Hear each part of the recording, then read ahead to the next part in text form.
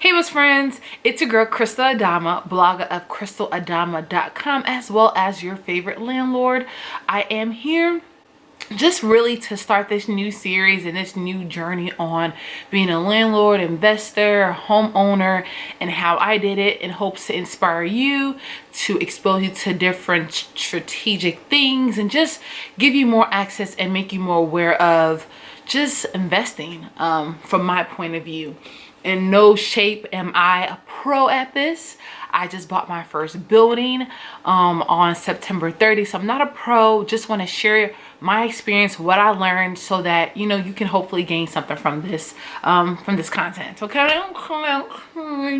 This video, I just want to talk about why I chose to be a landlord, why I didn't move out to an apartment, why I didn't buy a single family home, and why I didn't purchase a two unit flat. So I just want to tell you my experience, just the way I was thinking. So since 2016, I've always been interested in investing. Like, that's my thing. I've always did a lot of research, attended seminars, watched videos of people and their experiences, and it just fascinated me. And I love the idea of, hold on, let me close my windows because I'm on the first floor and I don't got time for people to peek and through what I'm doing. Hold on, give me one moment. I'm back. So the one thing that just made me so in love with investing was the fact that you can own a property.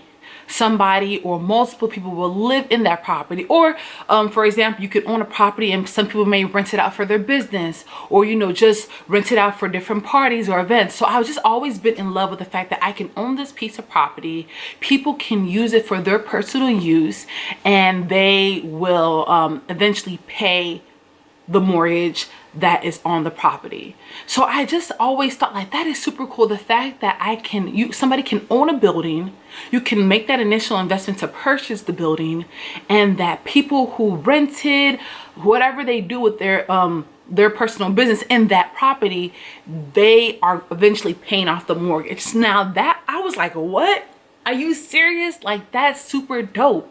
And then when I found out about house hacking, which I will make a whole separate video about, but if you don't know what house hacking is house hacking essentially is when you purchase a multifamily unit, or it could be even a single family unit, and you have other people that live in that property, and that their rent will eventually pay off the mortgage. So essentially you are eliminating the biggest expenses that a lot of Americans, or even anybody, has, is like their rent or their mortgage. So essentially you live in a place free and you eliminate that biggest expense. So that, when I learned about that, I was like, bro, I have to be an investor and I have to house hack. Like, I just have to do it.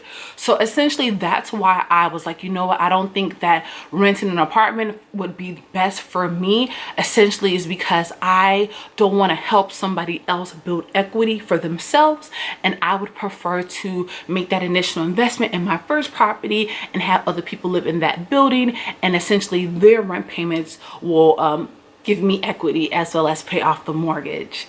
I decided not to do a single family home was because although I would have a big space and I would have, actually I wanted to say more rooms, but I live in a pretty spacious apartment or unit as of right now. It's a 3-bedroom and 2 full bathrooms. So it's really spacious, by the way. So essentially, although if you buy a house, you can have more space and you have you're only worried about yourself. But I don't know, I just felt like if I buy a house, I'm still going to be paying off the mortgage. And that's what I was trying to eliminate by, doing house hacking.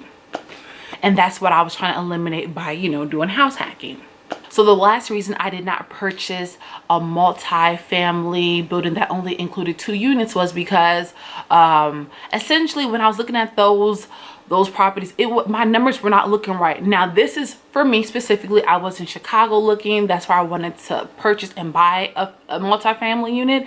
But for me and what I've learned in my budget, I could only afford remodel 2 family units, and I would still have to pay a balance. So after the person pays their rent, it wouldn't fully cover the mortgage. Now that goes against everything that I wanted to do in the beginning because I wanted to house hack. I wanted to essentially live for free.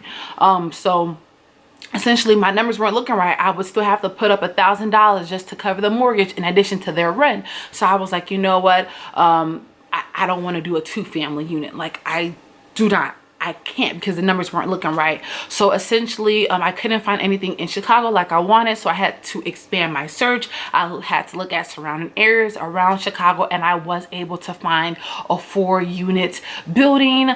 I do have 3 tenants who pay rent every month. I pay off the mortgage. But that is essentially why I decided to do this option. I really do want to just let people know that it's really important to be really strategic with the moves that you make at an early age, young age, old age, whatever age you are, because literally the decisions that you make affect literally your whole life. So I'm probably gonna make another video about it, but just know that start being financially smart now, because it really does help you when you're really trying to make moves, if you know what I'm saying. So I do thank you for listening to this video on just why I decided not to buy or to rent an apartment, why I decided not to buy a single family home, or why I did not decide to buy a 2-family unit. I hope that it opens your ears and your minds to things that are really out here and that people are taking advantage of. So I hope you have a great day. Bye, best friends.